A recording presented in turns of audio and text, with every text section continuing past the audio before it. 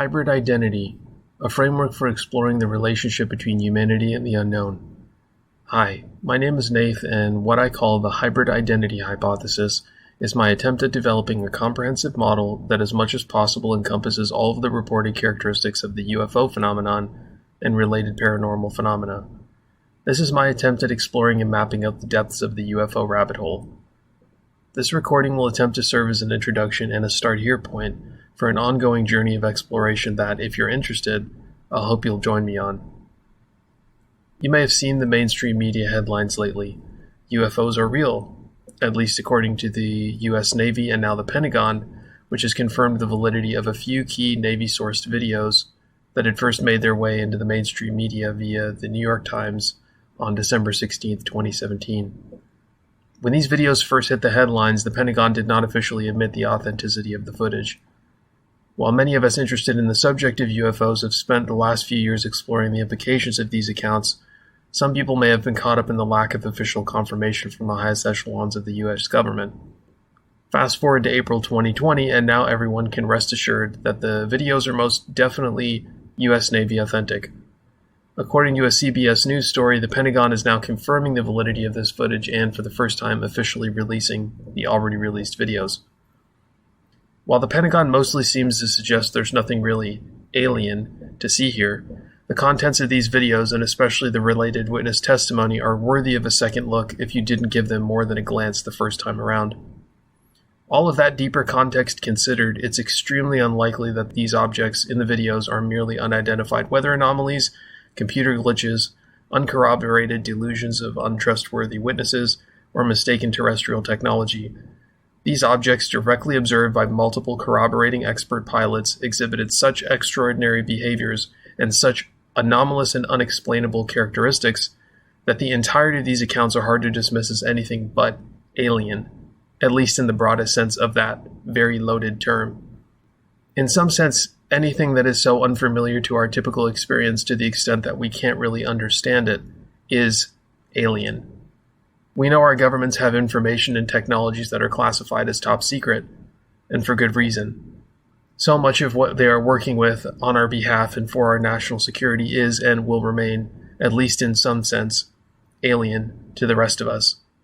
The objects of these newly authenticated videos, according to the people who work behind our government veils of secrecy, are not ours. Some of those people working behind those veils seem to really want us to know how significant this is. For those of you who are new to this field of interest and study, commonly known as ufology, I'll try to give a broad overview. Ufology is a deep rabbit hole filled with many different perspectives, some much harder for most people to take seriously than others, but I've attempted to consider and sort through them all as much as possible.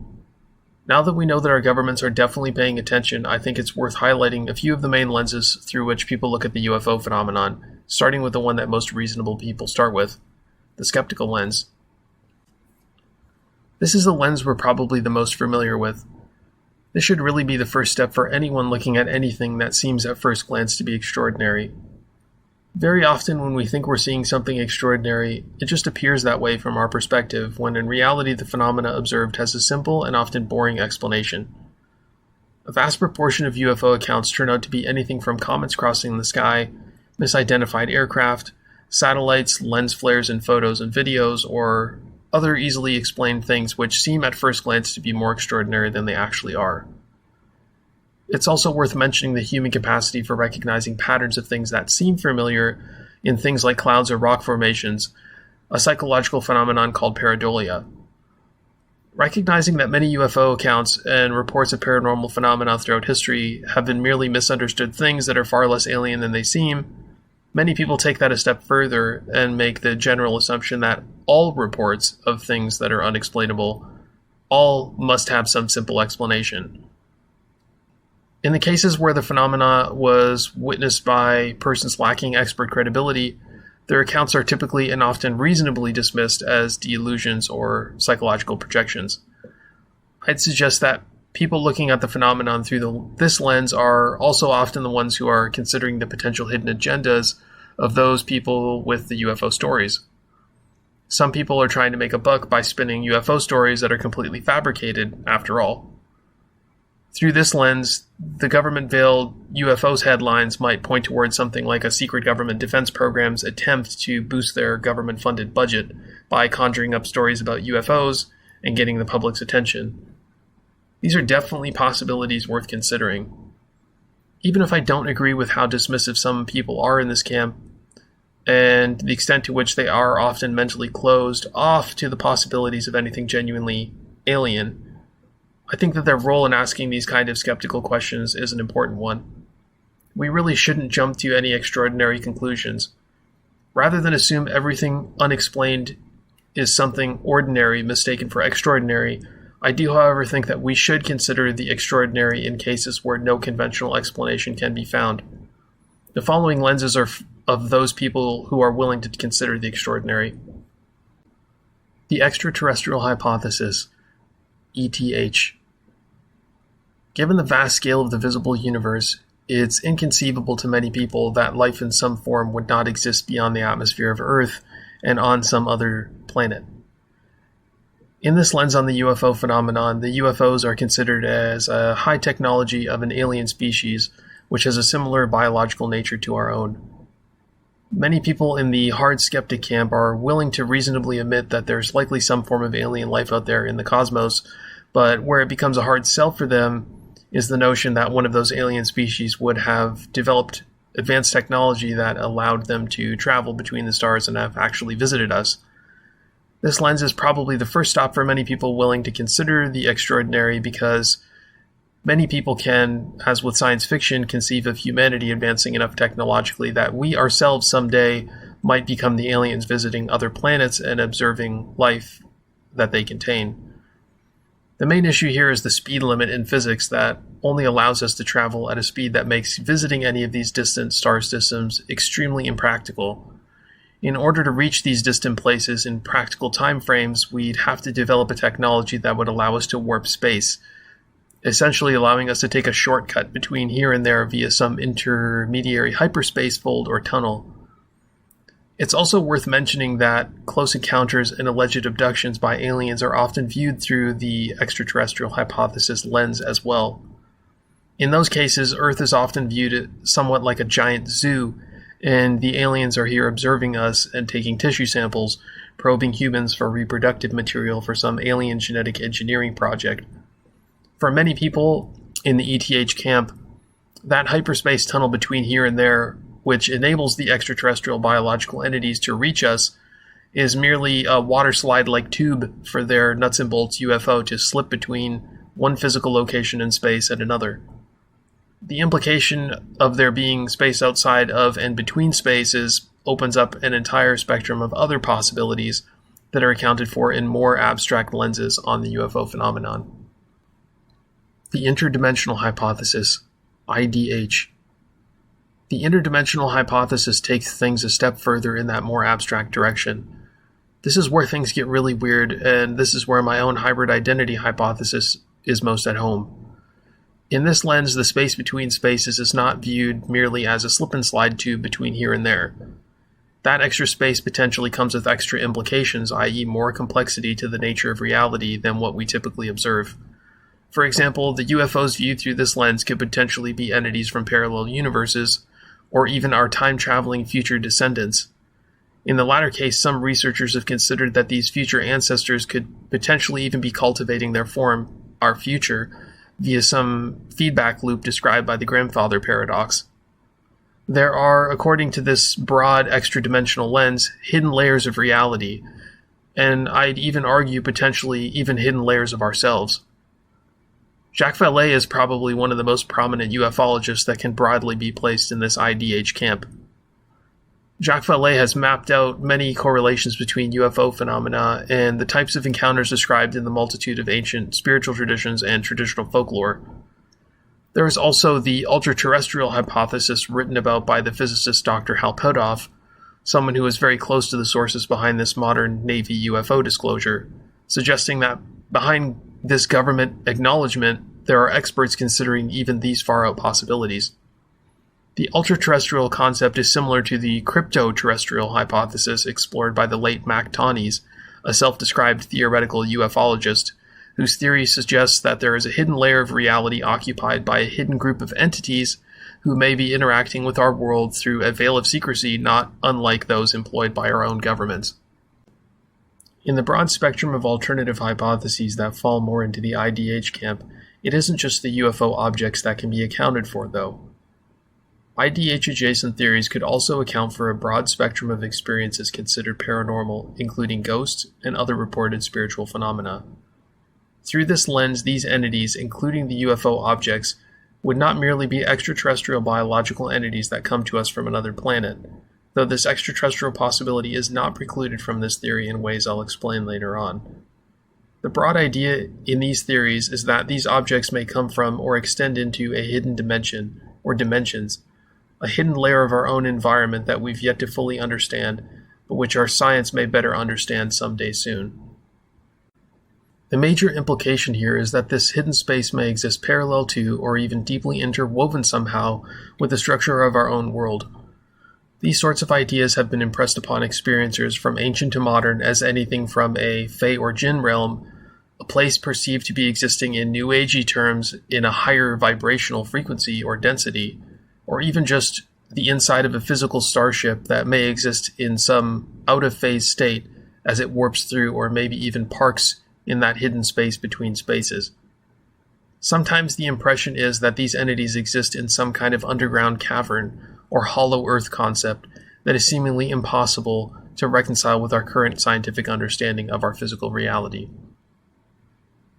My hybrid identity hypothesis.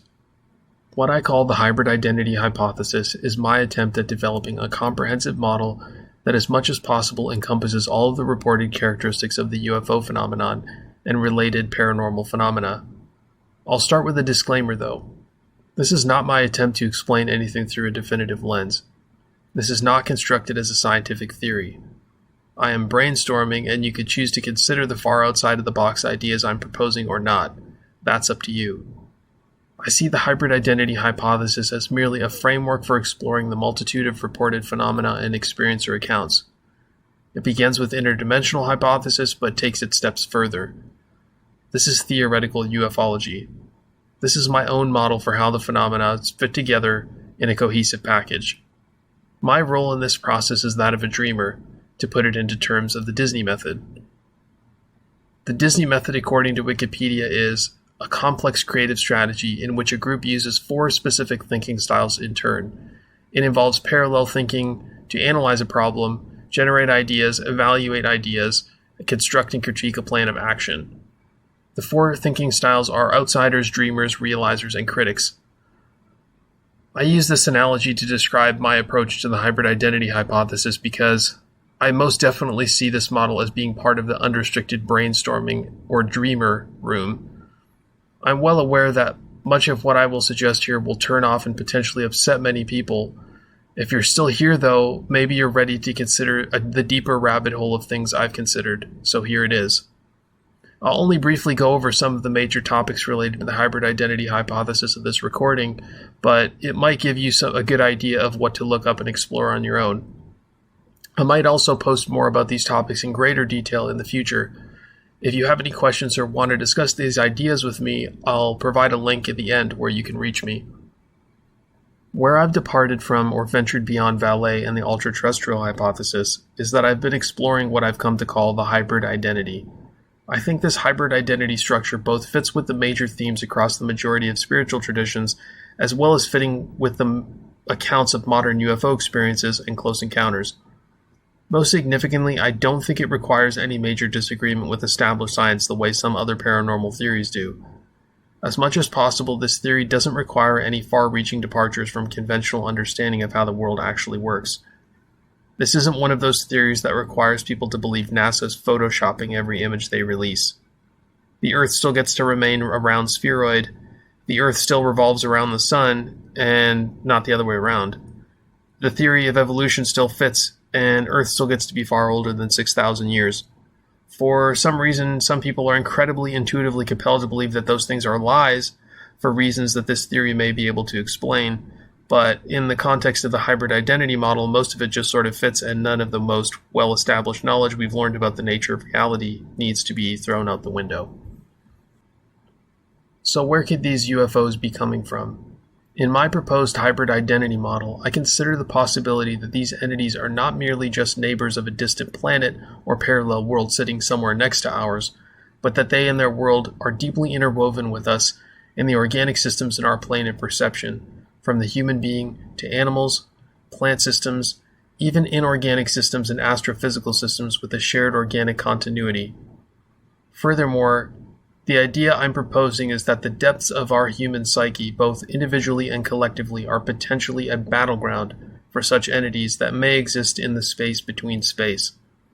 I've come to recognize a pattern which seems to describe two primary factions of entities that are loosely related to the characteristics of what the ancient Greeks, in their tradition, articulated as Olympians in their complex relationship to the Titans.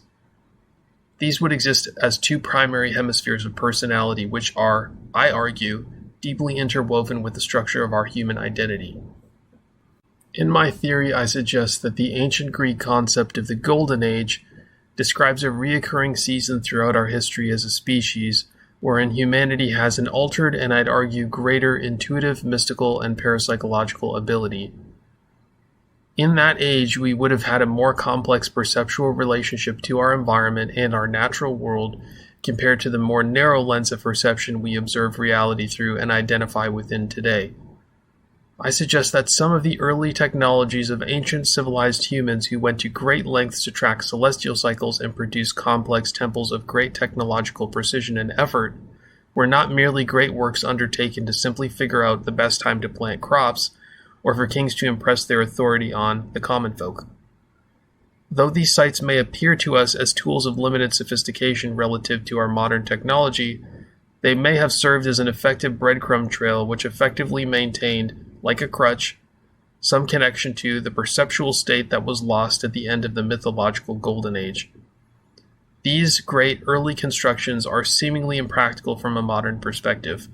They often leave modern materialists scratching their heads as to why anyone would go to such great lengths to build something with such limited practical value. Some of the most complex ancient temple sites often end up reduced by modern peoples to works based on misguided understandings of nature or sites inspired by worthless superstition. In my more articulated theory, I argue that these early spiritual constructions were developed by our ancestors as not just a tool, but a crutch to help make up for an environmentally mediated reduction in what was the altered state of perception and more complex identity experienced by their ancestors in a prior age. I argue that the Golden Age ended with what we observe in the fossil record as the end of the Stone Age, the period that coincides with the abrupt climate change at the end of the Younger Dryas. Beyond this, in my broader theory, I also argue that modern cybernetics and artificial intelligence are the closest thing that we currently have to a realized material convergence point with that lost or disassociated depth of our identity. Our inventions and innovations in our long technological evolution are in some sense the externalization of fragments of identification into underlying aspects of our nature, ones that I argue we in the distant past had an organic identification into, but which we were effectively separated from at the end of the Golden Age. This left us with no other option as a species, as well as the unconscious compulsion to construct tools that articulated what our minds were reaching for, but which no longer existed to the same extent in our perceptual field. That resulted, I argue, in a compulsion to reconstruct a bridge back to that state of awareness, into the lost depths of our imaginations and the unconscious, a bridge built through observing our nature and augmenting it in an attempt to fulfill an inner longing to return to that lost state. I argue that AI and cybernetics, not necessarily in their current state, but in what they are aimed at becoming, are unconscious attempts at building a bridge, a sort of Jacob's ladder back into a state of awareness of that greater reality that we long for because we've once experienced it. Our imaginations can't help but reach for it. This greater reality is always just out of reach because it has been segregated off into the internal depths of the collective unconscious, which I suggest is not merely a psychological concept, but also a parapsychological objective state of being, a plane or vertically parallel world above and or below the boundaries of our perception, interwoven with the fabric of our reality. If your interest is piqued, you might find this theory to be as much of a rabbit hole of interesting possibilities worth considering, if only as a mental exercise. What I've described so far is really only scratching the surface. Some specific fringe science topics that come into play in the greater theory include evidence for a parapsychological reality. I discuss parapsychological research that demonstrates subtle, though seemingly practically useless, but highly statistically significant psychokinetic and psychic phenomena. I discuss the potential implications of these observed effects as indicators pointing towards a hidden, subtle layer of reality with which we may be fundamentally interwoven. I'd recommend the books of Dean Radin as a starting point here. Dean Radin's struggle with those unwilling to consider the evidence is worth reading as well. I'd argue that even practically useless but statistically very significant effects still have profound implications for the human identity and the nature of reality in the context of this hybrid identity model. The potential significance of certain parts of the electromagnetic spectrum, such as the terahertz gap. Some fringe science suggests that the terahertz spectrum may hold a special resonant relationship to gravity waves and be implicated in hypothesized beam propulsion technology. Some of this is based on the study of alleged UFO debris metamaterial, which supposedly acts as a terahertz radiation waveguide. When discussing the UFO debris metamaterial, Tom DeLonge, a key social figure with deep ties to the official government UFO revelations, was once quoted as saying, quote, "If you hit it with enough terahertz radiation, it'll float." End quote. I'm far from a physicist, but I think the thinkers in this area of exploration are worth considering. Basically, the idea is that this frontier science area of our electromagnetic environment is potentially the key or interface point between classical systems and quantum mechanical systems. This may be the interface point, or better thought of as a point of schism that defines the boundaries and the structure of our reality. This is potentially very significant to the hybrid identity model. Quantum mind theory. The idea here is that the reverberation rate of brain microtubules, substructures within the body of neurons, is what gets disrupted by general anesthetics. This effectively separates our consciousness from our bodies, segregating us into the depths of the unconscious. This could potentially point towards an interface point or boundary between the human identity and a deeper, hidden identity. For this reason, the works of Stuart Hameroff and Roger Penrose are worth considering and reading into in the context of the hybrid identity model. The research of the late neuroscientist of Laurentian University, Dr. Michael Persinger. Persinger published studies that attempted to demonstrate that electromagnetic fields mediate not only our neurological process that affects the perception of spiritual phenomena, but he also discussed the relationship between the magnitude of parapsychological effects demonstrated by humans in parapsychological studies and fluctuations in Earth's geomagnetic field. In other words, he showed that at certain times and in certain electromagnetic environments, people had a greater or lesser ability to consciously interface with parapsychological phenomena. Could our capacity for imagination and inspired insight be subtly environmentally mediated on such a wide scale? This is, in my opinion, worth considering.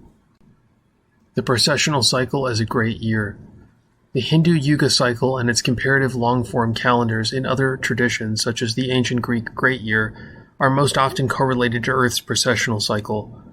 Researcher Bibhudev Misra has published a great article on Graham Hancock's website explaining the mix-up with the time frames in the mainstream interpretation of the Yuga cycle and his corrected interpretation that matches Earth's precession. The precessional cycle describes Earth's wobble on its rotational axis. It takes about 26,000 years for the Earth to complete one of these cycles, assuming a constant rate of change.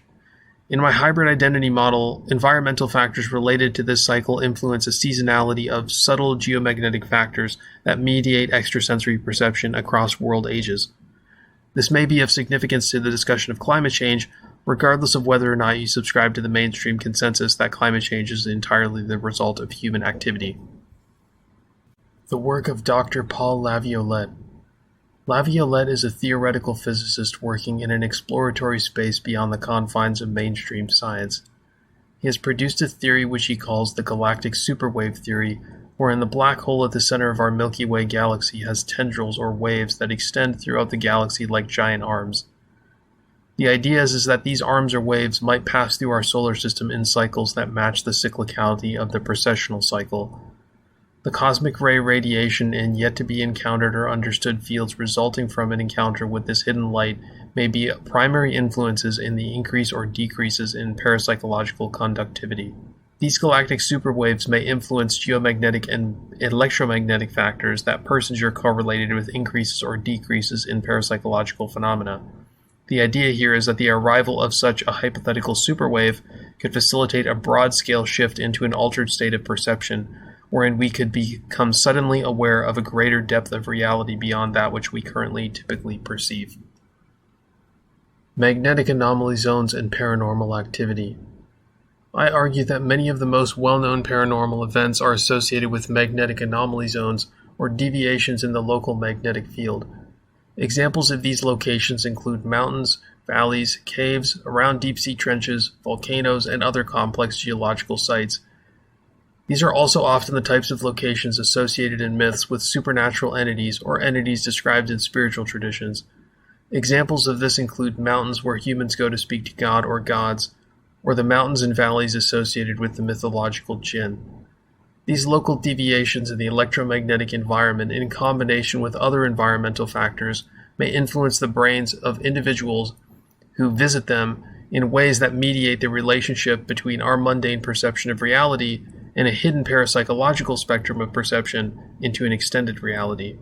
I argue that early ancient temples and rudimentary techniques utilized by our ancestors may have been, in that part of the processional cycle that they were built in, sufficient enough to boost the signal, so to speak. Reoccurring themes of tutelary entities in various spiritual traditions. I argue along similar lines of thought as the brilliant outside-of-the-box thinker Anthony Peake that the ancient Greek concept of the daemon refers to a cordoned-off part of our superpsyche that extends into these hidden realms, which we were not only perceptually disassociated from, but in its nearest relationship to us entirely facilitates the boundaries of our identity. In this sense, a perceptual confrontation with it, such as in the experience of sleep paralysis, may provoke irrational fear. The daemon, the guardian angels, Quarine, spirit guides, ancestral spirits, and other similar concepts are worth exploring in this vein. I highly recommend looking into the work of Anthony Peake. The adversarial unconscious. I argue that the human identity is currently an identity via adversity, and that the tutelary entity described previously is, in its nearest appearance to us, a threshold dweller, a disassociated, rejected, or hidden extension of our identity that we are mostly unconscious of. The adversarial unconscious is a complex concept that encompasses much of the themes of the shadow of Jungian psychology, but considers the implications of parapsychological phenomena and the hidden layers of reality described in the context of this hybrid identity theory. In some ways, the adversarial unconscious acts as the Greek Cerberus guarding the gateway to hidden worlds. In its own appearance and perhaps its own explicit egocentrism, it is both a trickster, the doppelganger, the Qareen of various spiritual traditions. Our aversion to it is perhaps the source of our compulsion towards reason and rational thought. The adversarial unconscious is the embodiment of our capacity for distinction and division, and in that way it plays a role in facilitating our intellect, but it may also become, depending on our disposition towards it, our self-isolating oppressor. Separated from this aspect of our nature in the fallout of the Golden Age, humanity was forced to rely on our limited perception to develop a capacity of our mundane intellect. This entity may very well appear to us as our own personal personification of death itself. It is perhaps the adversary of the Abrahamic tradition, both individually as the embodiment of sin, and collectively in the unconscious as the adversary, tempting us into a Nephilimic union with it. An unconscious drive to unite with this divider may be thought of as the basis of our desire to become superhuman or our technological potential. A union with it may be considered by some as the embodiment of a beastly nature through which we become possessed and ultimately oppressed by its identity. In essence, this personality-defining entity mediates the boundaries of our mortal identity and attachment to the ego and this body. This entity is perhaps a fundamental and valuable component of our identity when in balance, but it may compel us towards excessive egocentrism and suffering. becoming oppressive in our unbalanced relationship to it. According to some traditions, it is our goal and life's purpose to resist or otherwise reconcile through this in our broken relationship to it, in order to, in some sense, transcend the limiting boundaries of our identity and self-actualize spiritually as well as practically. This adversarial unconscious not only defines the boundaries of our egocentric human identity, but it itself may exist in some sort of state of being that exists beyond our relative perception of time and space. If you've been paying attention here, this could also suggest that the concept of the afterlife does not exist within our relative perception of space-time after death, but in a relatively atemporal identity that exists beyond the boundaries of awareness in the depths of the unconscious mind, in this space between spaces. Perhaps it is ever presently there throughout your life, and that you merely fall back into awareness of this layer upon your death. At that point, perhaps you either can reconcile your relationship through this adversary, or you spend some indefinite dimension of experience coming into terms with it as an inevitable obstacle in the depths of your psyche. This tutelary entity has multiple faces. To complicate things further, but a quality that is critically important in my theory, I argue that this tutelary entity has many faces. In its nearest relationship to us, this entity appears as a complex and abstract singular whole, a shapeshifter of sorts, a trickster with many faces. At a greater layer of depth and abstraction, I argue that it has two hemispheric personalities which themselves may be considered interdependent beings. The first and nearest to our awareness I call the adversarial unconscious. This may be thought of as the left pillar identity in the underlying structure of our human identity. This is the one that I described above that defines the schism between the human identity and that which extends into the deeper hidden nature. In essence, these entities have no soul. Soul here referring to its etymological roots in the concept of a vessel for a substance, described as spirit, which in this case may be thought of as consciousness. The personalities that exist in these layers may rely on the vessels in the unseen layers of our own nature, located in the depths of our own psyche, as containers of depth and complexity great enough for their form to exist within. In other words, the aliens might need us in ways that may be too alien and complex for us to have considered thus far. The adversarial unconscious is only one of two hemispheres or faces of this singular daemonic body. This is similar to how the ego, or your human sense of self, exists out of the synthesis of neurological activity in the two hemispheres of your brain. Your brain isn't just expressing within its neurological processes across those two hemispheres your sense of self, though. Within that neurological process also exists the object of your thought or perception.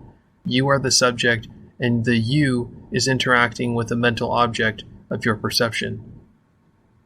There in your mind is a mental sense of yourself from your perspective, I or me, and that process is interacting with a thought separate from your sense of self, including things like the mental image of your physical environment or objects we interact with, the information about their form reaching our mind through our five physical senses.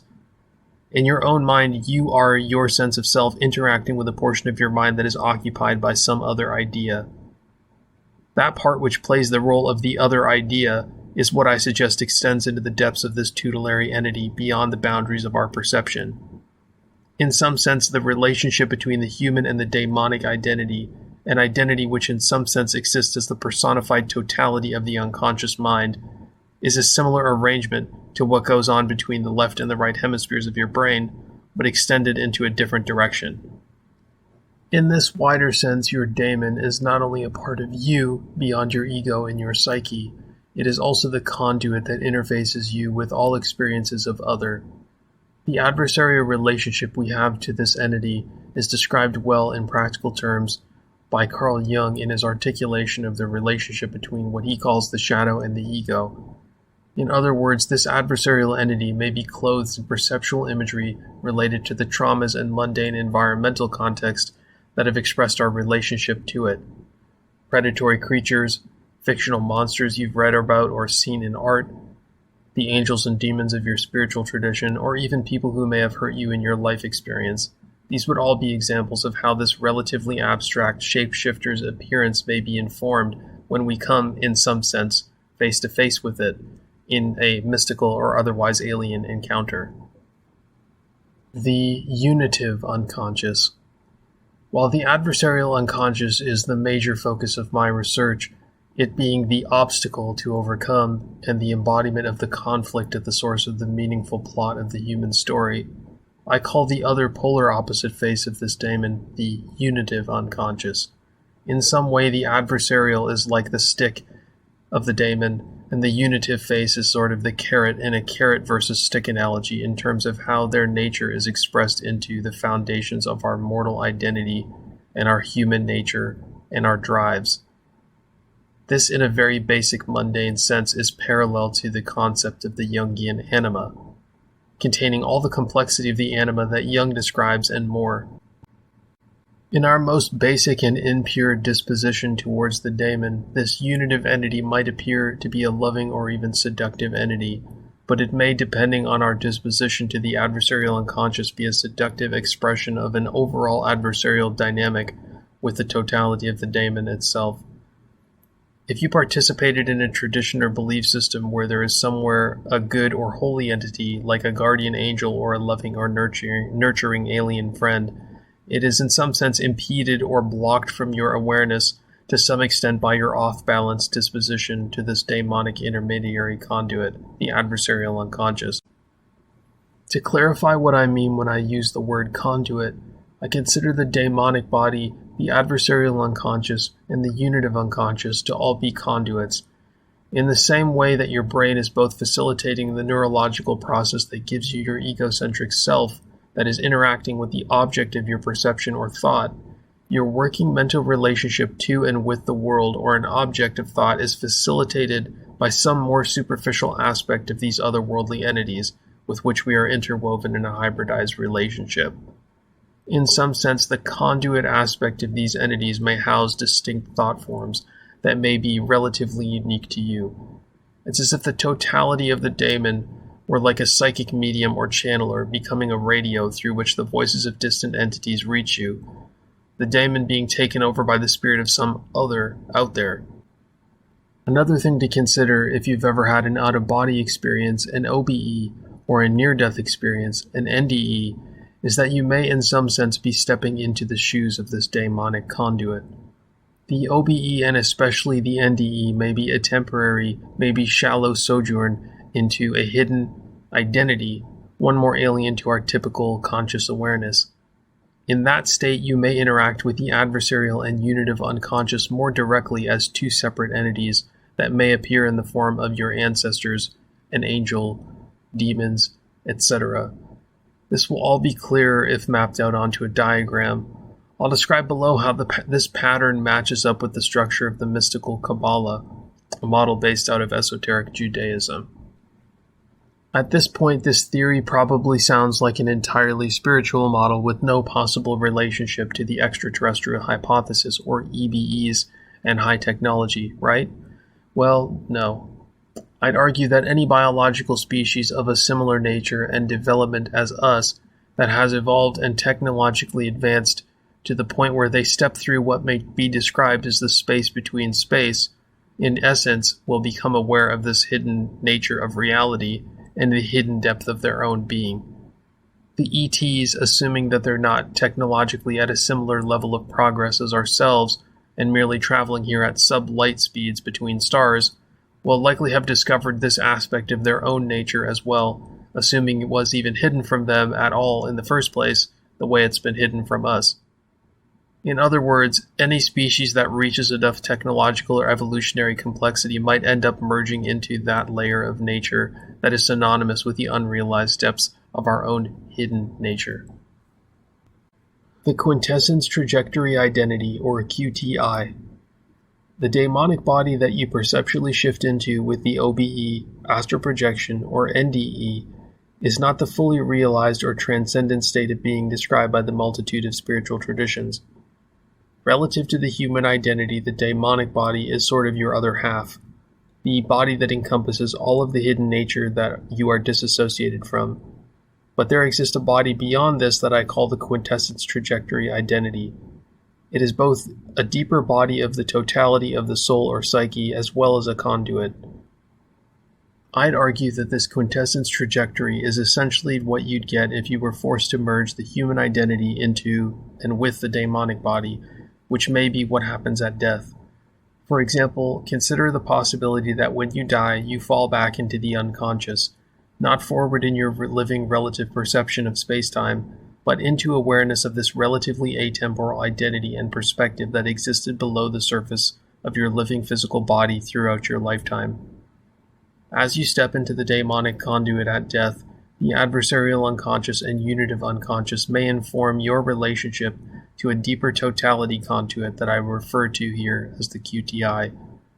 In some sense, this relationship can be viewed in the lens of some traditions as God's judgment of you, or in other traditions as the realization of your karmic load weighed against the weight of a feather. This unresolved adversarial dynamic informing your relationship to this deeper, more transcendent conduit of your being could also possibly compel you to, in some sense, turn around. Somehow it is so grotesque in its appearance, the embodiment of a lifetime of bad karma resulting from your failure to reconcile through it forces you to look back upon the world that you left behind, as if squeezed back into the attachments of your human life with nowhere else to go. Maybe in that case you have more uncomfortable things to learn and realize before you reconcile your way through this obstacle or terrifying guardian. In this sense, you will not reach the state of being that exists beyond the intermediary phase of the daemonic psyche, that which I call the quintessence trajectory. The quintessence body is itself what I would consider the conduit and the seat of the so-called higher self, Christ consciousness, or other similar concepts. The idea in Christianity is that there is no way to salvation except through Him, and this would apply in a universal framework wherein this conduit is recognized in a transcendental form as a state with Christ. In the context of Christian belief, it's as if Jesus is the living embodiment of God. This would represent a human identity that is fully realized into a union with and through the QTI conduit. Christ, in the context of Christianity, is opening that doorway for mankind to follow Him through to salvation, or a transcendence of suffering. The uncomfortable suggestion here for many people might be that in this hybrid identity model, it looks as if this Christ conduit is something in abstraction which all humans share in their underlying nature, even prior to the existence of modern Christian traditions and its specific symbolism. The conduits and Kabbalah. If you're familiar at all with the Tree of Life model articulated as the Hebrew Kabbalah or the mystical Kabbalah, which means the receiving, the neat thing is that this pattern that I've described perfectly matches the structure of the Hebrew Kabbalah. The daemonic body would exist at Yesod, the adversarial unconscious at Hod, and the unitive unconscious at Netzach, and the quintessence trajectory identity at Tiferet. I've also discussed, and might in the future write about, the hybrid identity framework expressed through and syncretized with the lens of Christianity in more detail, but it is a universal framework. It does apply and fit with the structure of Abrahamic traditions, including Kabbalah and Islam and pre-Islamic folklore. It fits with ancient Greco-Roman traditions, with Vedic and yogic traditions, with Taoism, with Buddhism, with Aboriginal traditions, such as that of the Australian Aborigines, and the way that their beliefs were characterized as dreamtime by early anthropologists. How this and the depiction of their very alien-looking entities in their art fits with the hybrid identity framework is something I can describe more in the future. Zoroastrianism and ancient Iranian spiritual traditions also fit. Even materialists who are unwilling to consider possibilities beyond our established scientific paradigm can view all of these things that I've described through a sort of secular psychological lens, and I'd argue that it would still work. It would still fit. It just might be a little bit naive about what might exist beyond the boundaries of what we understand. Scientology and occult sci-fi, type of stuff. I can go into detail about how this theory is something, this model is something that's sort of structurally woven into our psyche. Like we can't help but express it in our art. We keep returning to it, and I guess in that sense I can describe this in terms of Joseph Campbell's monomyth, the hero's journey, and as well as describe it in terms of obviously the Jungian psyche, and even Freud, with the id and the superego as well. I can describe these things in the context of various occult traditions and belief systems. I know I'm missing many good ones, but the notion here is that this isn't a Christian model as much as it's more of a universalist model, if anything, which accounts for extraterrestrials in a more complex relationship that they may have with us, rather than just the typical one where they're observing us as if we are creatures in a zoo that they want to collect samples from. I'm going to list the name of some important figures or thinkers that are worth reading into if you've made it this far. Their work or experience ties in with the hybrid identity model and is worth considering in the context of the hybrid identity lens. These are going to be in alphabetical order based on their last name, because that's how I have them written down here.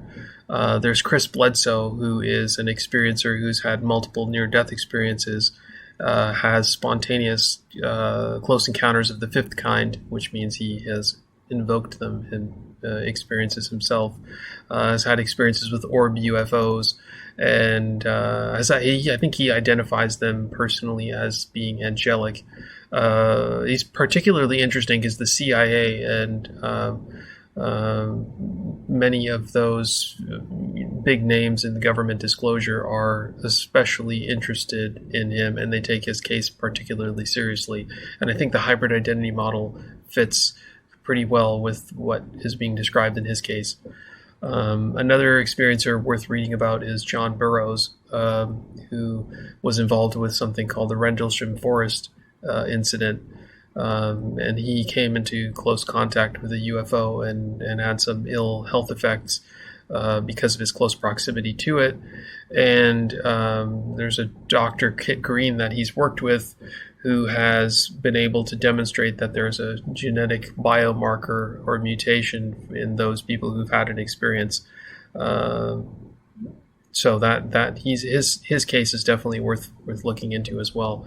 Another person is Richard Casaro, who is a researcher who has sort of articulated a lot of the common themes across different spiritual traditions. He's pointed out a lot of the common themes, including the triptych, which is the three doorways. Like a lot of people think of a cathedral. It'll have three big windows or two pillars and some kind of central spire sometimes.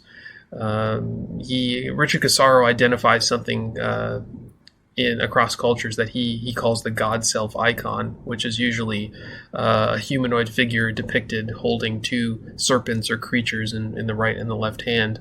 And I think that sort of structure fits very well with the notion of the daemonic body and its two, the adversarial unconscious and the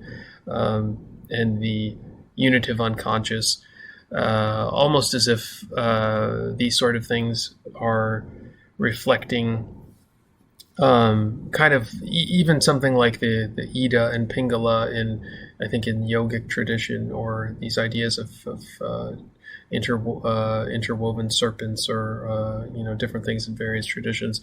This is something that he does a pretty good job of mapping out and putting into nice big diagrams. The next is an experiencer named David Fravor. He's probably the most famous experiencer and significant experiencer in history at this point, because he is the Navy pilot that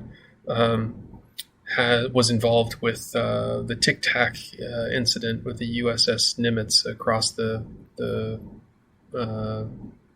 in the Pacific Ocean, where he not only had what he saw with with his own eyes, corroborated by other pilots and other aircraft. But what he saw was also corroborated by the sensor system on his aircraft and by the sensor systems on the USS Nimitz as well. So the objects that he encounters knew where he was going before he even went there. Apparently, there was a sort of strange mental link, which I think is something that is articulable in the context of my model. And he also, this sort of incident is also described as being related to potentially the magnetic anomaly zone off of the coast of Guadalupe Island in Mexico. So I think that one is definitely worth reading about. Okay, the next person is Stuart Hameroff, which I've also mentioned earlier with Roger Penrose. He's got theories of quantum consciousness and the microtubules, that sort of terahertz frequency threshold that I think is somewhere in the color spectrum in terms of frequency, where generally anesthesia separates our consciousness from our bodies. I think that stuff is definitely worth paying attention to and considering in the lens, through the lens of this theory. Betty and Barney Hill, probably some of the most famous abductions, the most famous abduction case in the 20th century, probably. They did some hypnotic regression. So, whether it's reliable or not, the whole idea about hypnotic regression, I think, fits particularly well with the hybrid identity model. Next person is Graham Hancock. He has the sort of ideas that we are a species with amnesia.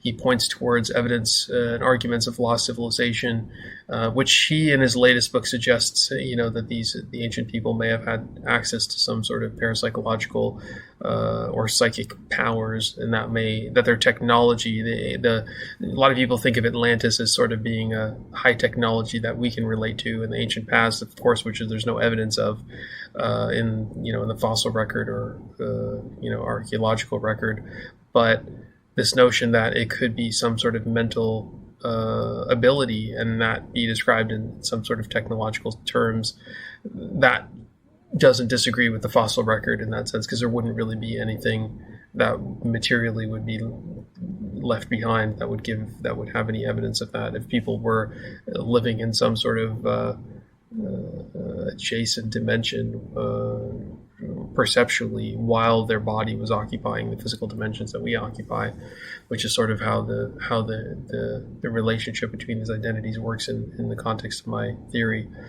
The next person is John Hutchinson, who's kind of a eccentric person from, I think, Western Canada, who collected a bunch of surplus radio equipment from the Navy or some military organization, and he filled up his entire home with them and was tuning all the knobs just intuitively in some kind of mad science scenario, and somehow caused allegedly objects to levitate, and had objects that were made out of metal that melted, things that are supposedly not possible.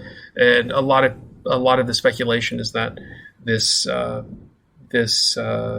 machine that he created was the thing that produced the effect. But I've sort of proposed the idea that all of the radio equipment that he collected has sort of facilitated some sort of parapsychological connection in the same way that these magnetic anomaly zones and different environmental conditions can kind of mediate our access to parapsychological abilities of this hidden identity. So his case is worth reading in the context of this lens. The next person is David Icke, who is known as a conspiracy theorist who has kind of Saturnian and reptilian theories, which appeal to a lot of people, and I don't literally subscribe to them in the way that he does. He sort of has a notion that underneath the surface of the identity of plutocrats are secret shape-shifting reptilians that want to control the world. If anything, his theory is fits with the hybrid identity theory in an abstract sense, except in his theory there are some people who have that hidden, demonic sort of identity and adversarial unconscious, and everyone else is a innocent victim. In the context of the hybrid identity model, everybody has some sort of nature of that type. It's not just the leaders of the world or whatever. The next person worth reading into is Ray Kurzweil. He's not really as much into his ideas are more about transhumanism, the notion of maybe that we can build heaven into a machine, technological singularity. This notion that we might not really be able to understand what life would be like or what our identity would be like when we reach some sort of technological shifting point. How that fits into the hybrid identity framework is particularly interesting and something I can discuss more in the future. The next person, Dr. Paul Laviolette, with the galactic superwave theory. I've discussed this in enough detail above, so that one's pretty self-explanatory that his stuff's worth looking into, and he's got more than that theory, which is definitely worth considering. And as far as I'm concerned, none of what he's described is incompatible with the hybrid identity model. The next person is Ted Owens, who was referred to as the PK Man. I think that there's a book of that name written by the New Thinking Aloud Jeffrey Mishlove. And the PK Man is an interesting story because it was a psychic man who, or a purported psychic man, who claimed that there was a UFO up in the sky that was occupied by two entities, which he called Tweeter and Twitter, or Twitter and Tweeter or something. Yeah, Tweeter and Twitter.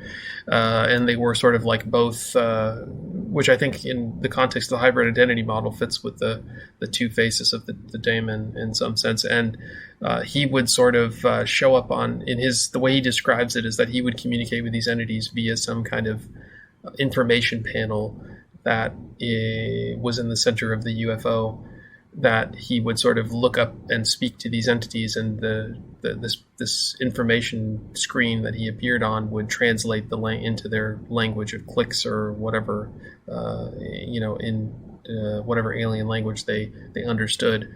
And according to him, those two entities had on the wall of their UFO had a screen that had some sort of ethereal entity that was kind of fuzzy and hard to see, and they referred to it as their higher intelligence. So I think that fits in some sense with the quintessence trajectory identity. In that case, it's as if the UFO containing the two entities is kind of like an embodiment of the daemonic conduit.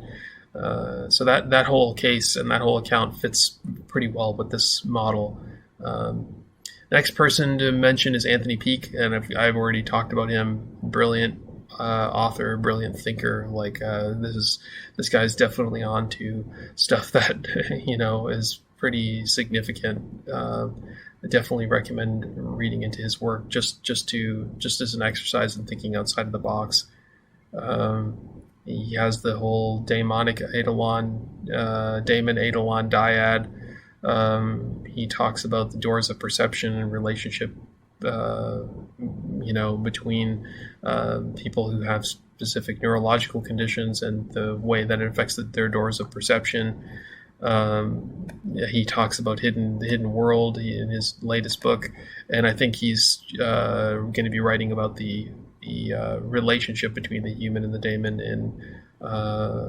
in his upcoming work, so that should be definitely worth paying attention to. The next person is Michael Persinger, Dr. Michael Persinger, who's since passed away. He is the one who created something called the God Helmet. I've already mentioned him up above because he has those papers about how geomagnetic fluctuations affected the statistical significance of parapsychological phenomena in parapsychological studies. Pretty critically significant stuff in the context of the hybrid identity model, because it suggests that perception is mediated not just, like we can think of in terms of, of whether or not we have light in our perceptual field. We can see things, and that affects the way our relationship to our environment. But that also that there's some more subtle electromagnetic or geomagnetic field or something that mediates our perception at a fundamental level, that maybe can shift it in dramatic ways if that field shifts in dramatic ways. So I think that stuff is definitely worth paying attention to. The next person to mention is Deep Prasad, who is a young scientist and researcher. He's an experiencer who's had a close encounter, and he's a quantum physicist. He's definitely somebody worth paying attention to in this arena nowadays. Like, I definitely recommend following him on Twitter, because he's definitely thinking about the right things and talking about the right things, I think. Next person is Dean Radin, Dr. Dean Radin, who is I've mentioned above as well, parapsychologist, Institute of Noetic Sciences. His books are great. Like, I think that the evidence of parapsychological phenomena or parapsychological abilities is very significant. He's I think discussed how advanced meditators can produce more statistically significant results in parapsychological studies than unconditioned or untrained controls. So it's not just environmental conditions which mediate our relationship to this sort of hidden layer of reality. It's also physical conditioning or mental conditioning in the ways that he's described. His work is definitely worth reading. Highly recommend it. The next person is Rick Strassman, and he's written the book The DMT and the Spirit Molecule. He's a researcher that has, I think, involved with doing studies that inject people with DMT and figuring out whether or not they, what they experienced. And I think the DMT thing is interesting, because there is this sort of idea that there's this compound in nature, which there are some theories out there that sort of overvalue the DMT and psychedelics, as if those things are the key to the anointing us into awareness of this hidden identity. I don't think that those things are necessary, but I do think that they may have been utilized as tools to anoint people into awareness of that deeper layer of reality at different times in history. That stuff is definitely worth paying attention to. Next person I want to mention is Whitley Strieber, who's written the famous book Communion. He's had childhood trauma. He's a fiction writer, and I think he's expressing the themes of a lot of these things in his fiction, which is particularly significant. He's had very incubus or succubus experiences, I guess you could say, with the entities, kind of a Stockholm syndrome sort of experience. I think that he's seen himself in an interesting dynamic with the entities that he's encountered in his close encounter experiences, and I really do think that it fits with the way that the hybrid identity model attempts to articulate things as well. The next person is Mac Tonnies, the late Mac Tonnies, who passed away while he was writing the book The Crypto-Terrestrials. That is a book talking about this sort of the very sort of thing that this theory is about. This idea that there is a hidden layer of reality, and it's occupied by entities that are distinct from us. His theory doesn't really articulate there being a interwoven dynamic between their identity and ours, which is more of what I'm attempting to argue. His stuff is definitely worth paying attention to, I think, or reading, I should say, because it's just that one book. It's definitely worth reading. The next person is Jacques Vallée. If you haven't read Jacques Vallée, I'd highly recommend starting with Passport to Magonia, The Invisible College, UFOs, A Psychic Solution, Messengers of Deception, his classic books. They really do connect a lot of the dots between and point out that UFO abductions and the hybridization and the reproduction stuff that people describe when they're talking about alien encounter experiences are something that extend back into history and are part of folklore and mythology. Those are definitely worth paying attention to, and that is my current list. I'm sure there's people that I forgot, but I'll mention them in the future. But let's continue this discussion. This is a lot to wrap your head around. I know. I also realize it might appear to be threatening, a threatening framework, depending on what it is that you currently identify with. But I assure you that it shouldn't be. It is more of like a universal structure rather than something that replaces. Like it should fit with the sort of paradigm that you perceive reality through. I guess it is a sort of complex thing to just consider that we might exist in like a complex dynamic with some hidden, more alien layer of reality. That is particularly challenging, but I don't think that that's incompatible with what is already being described in the context of many spiritual traditions. And I don't think that, like, if you are a nihilist who doesn't believe in any of this sort of stuff, you can continue not to believe in it. It's not going to be relevant to you until the moment of your death, at least, anyway, or just as much as it would be for anyone else. I do think that I do not think that this model is polarized. I think all the social and ethical dispositions within it can be expressed through it, whether you're a nihilist with little interest in the territory of the extended human imagination, or if you're a spiritual person in many of the different belief systems that exist.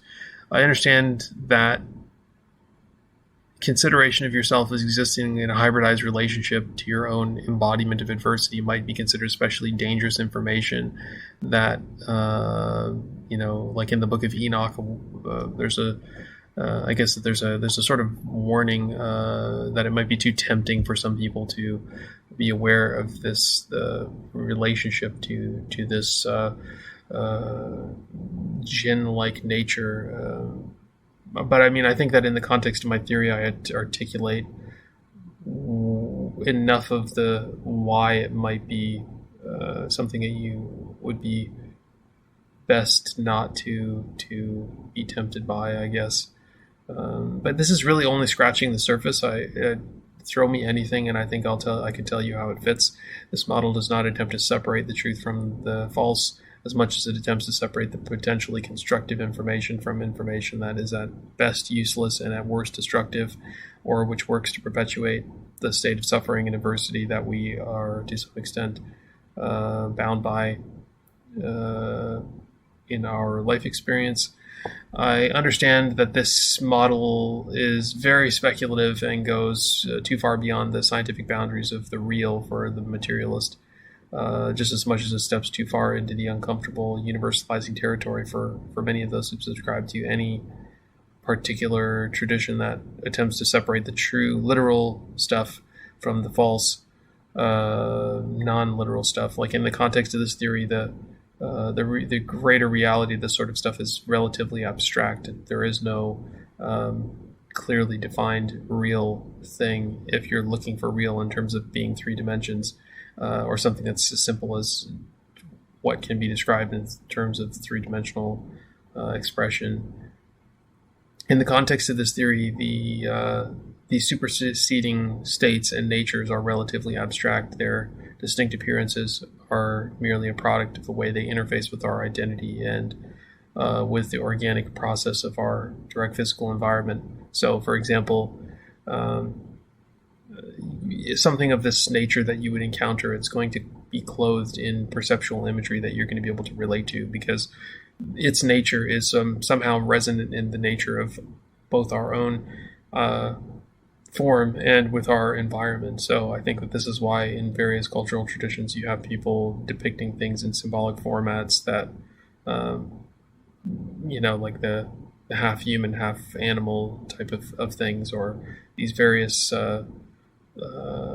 ways of depicting things. I think almost that when we encounter and perceive these things, that type of translation or symbolism happens directly in our human perception, and like we typically think of like when we're trying to describe things in terms of language, we think of pure thought as being the truest experience of something, and then the words that we try to put it into to describe it are where we're challenged at translating that pure thought or that pure true experience into something that is that into words that encapsulate it. And what I'm suggesting is that you can take that a step further, where the what we think of as the pure experience and the thoughts are themselves like a symbolic analogy to some greater experience that we can't really articulate in terms of the thoughts that we're capable of thinking in our conscious mind. If any of these ideas seem like great starting points for a discussion or constructive argument, let's talk. I'm going to post a link here where to a group on Telegram where I think the best outside of the box discussions on ufology and parapsychology take place. Thanks.